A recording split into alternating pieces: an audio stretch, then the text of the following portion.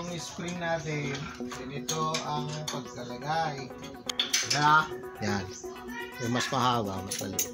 Ito, na ganyan. Kung ba ito, para lumapit, nalagay ng gano'n. Ano sa mga natin? Hop! Tinaba. Bagong-bago kasi itong ano. Tapos ilalagay ito. Stopper. Ito na yung pinakamalalaking spring na nabibili para sa stand ng motorsiklo. Since gawa-gawa lang po natin itong rotary, siyempre yung materials na gagamitin yung nabibili din lang sa hardware. Hoy! Ang bilis ni Bagal! Nakawit na ako. So, medyo madugo kasi ang paggawa ng rotary ano ko. Kailangan galingan pa namin yun sa paggawa ng alignment niya. Pero nagigets na namin yung mga issues na yun. Maglalagay tayo ng ano ngayon, yung plaka. Pag tinignan nyo yung ilalim, yun, nipis. Walang masyadong ano dito. O, yan yung kapal ng 3/4, 1 inch itong mga ito. Yan na, wala nang masyadong lawit-lawit. Malapad pa siya.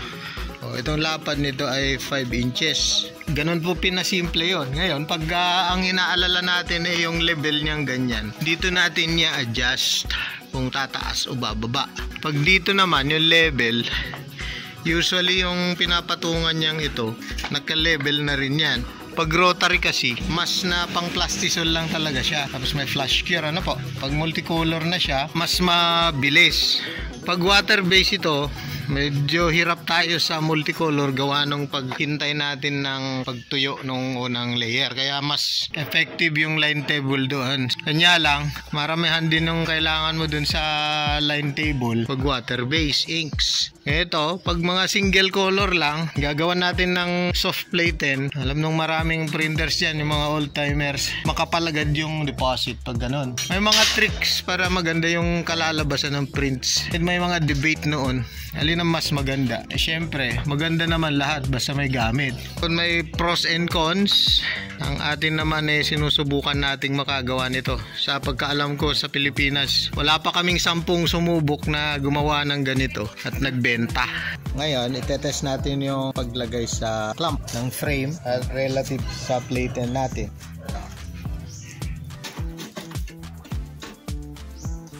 Tawag, nilagay natin. May guide dito, yung bearing, iipitin niya rin. Tapos may stopper dito, pare-parehas yung height sa lahat. Bago pa kasi. Okay, pag titingnan natin yung details ng issue, hindi ito naka-level. Check muna natin kung asan yung maluwag. Gaya nito ngayon. Yan ano. Pag pumunta tayo sa ilalim nito, nakaangat dito dahil mas mataas sa isang side. Pag tinignan mong ganyan, tabingi. Ito yung aayusin natin. Itong clamp na to, kailangan mabank niya ito. Kung saan ile-level. Yung luluwagan dito, yan, di nahanap na niya yung ano, yung level niya. Dito sa part na to, kung paano yung yuko niya. Okay, pakita ko yung inaayos natin. Dito sa head niya, ito, papakita niya yan para yung mag-tilt taas baba. Ito yung stopper niya, itong dalawa na to. Pag tinukuran niya dun sa ilalim, hindi na yan aangat. Kukunin natin yung tamang higpit. Higpitan na. Kasi dyan po, yan, nakatukod siya dun sa ilalim. Kaya hindi na siya tatangongas. Para ma-secure, higpitan natin dito na maayos. Tamang higpit lang po. Tapos ito naman, nakuha na natin to kanina. Yung level niya, di naka-level na siya sa plaka, no? Higpitan na rin natin to. Again, hindi umigpit, kailangan may kontra rito. Masusungkit po ng dalawang wrench. Magka-counter sila. Ito yung kailangan. Tapos higpitan ng maigi to. Ito, importanteng mahigpit lagi.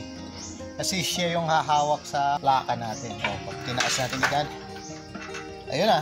Ito naman yung stopper. Yan, oh. Yan. pipigilan niya. May lalagay pa kaming bolt dito para bababa. Kung gusto nating mas mababa, ganyan, tutulak niya lang. O, ayan na. Medyo nabago na yung yuko niya. Ayan o.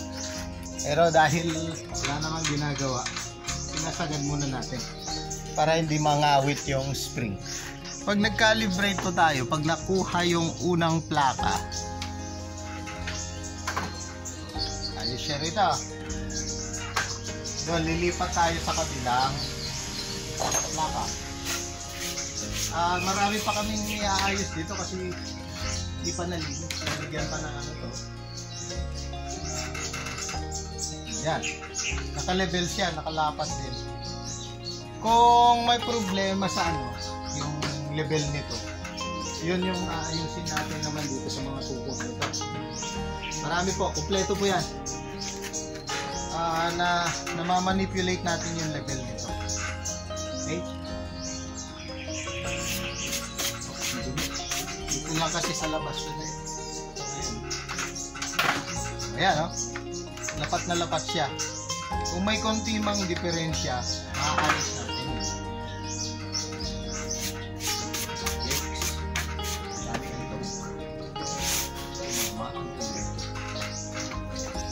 Ito, medyo nakayuko ito. So, ang solusyon po dyan, tataas. Ito, hindi natin itulak pataas to. Tapos, ipitan yung nut niya dito. Para tataas. Itataas natin yan, tapos ipitan yung yun o, tumaas na siya.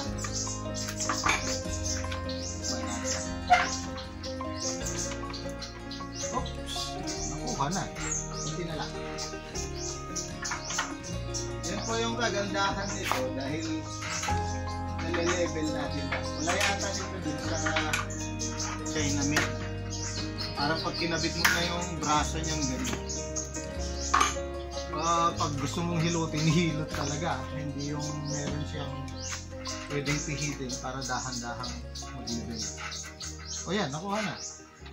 Sa detail ng parts nitong clamp, yung paghigpit natin, ganitong knobs lang. Parang trademark na namin ito eh. Ganito kasimple. Hindi kami nangarap ng yung plastic kasi magandang tignan yon. O, may parte rito na pag mag-pivot, yan. Ito, ang pipigil yung dalawa na yon. Ito naman, panghigpit para pwedeng tumaas bumaba o di kaya yung balance niya, yung horizon niya. Ito, pang-lock niya dito sa head. Ito yung katawan naman niya ngayon, papunta dito sa gitna na parte. Yan. Ito yung stopper. Pag umangat siyang ganun, ito na nakaabang na yung paglalagyan ng micro registration. Yung micro registration ganyan tapos dito natapyas yan. Doon naman ilalagay yung ito forward backward sa left and right. Tapos ito naman sideways. Ganyan. Meron siyang makapal na dila dito. Yan. Flat bar yan. Tapos ito yung iipit. Ito naman yung pipigil. Dito siya tutukod dyan. Pipigil. Para consistent yung pagbaba. Pag lumipat tayo rito, ganun din. Yan. So ganun po kasimple. Yan. Pag binaba, ayos na siya.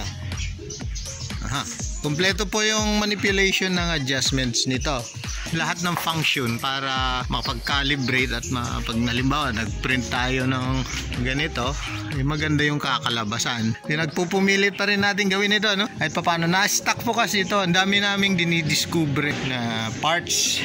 Pinapasimple hanggat maaari para pag nag-mass production, mas mabilis lang. May mga adjustments pa kaming i-prove dito. Mas magaan yung mga materials pero hindi makukompromiso yung tibay at balance niya. Nakaka-inspire kasi bihira lang tayo mga kababayan ang gumagawa nito. Yung pinost ko, nasa 5 lang kami na gumawa at nagbenta. Yung iba, pang sarili lang. At maraming feedbacks. Ako naman na-challenge pag may mga negative feedbacks. Natural po yun kahit naman anong bagay. Ang sabi lang siguro nating halos perfect na yung mga American made. Sila yung magagaling talaga dito sa Rotary. Given na yun, walang problema dun kasi nag-invest sila ng fabrication ng mga ganun. Mas marami silang precision machines. Tayo, lumalaban lang tayo kung anong mahagilap na material sa hardware. Dun sa mga kababayan na pangarap din gumawa nito, pinag-aabot ko yung pagbati sa inyo.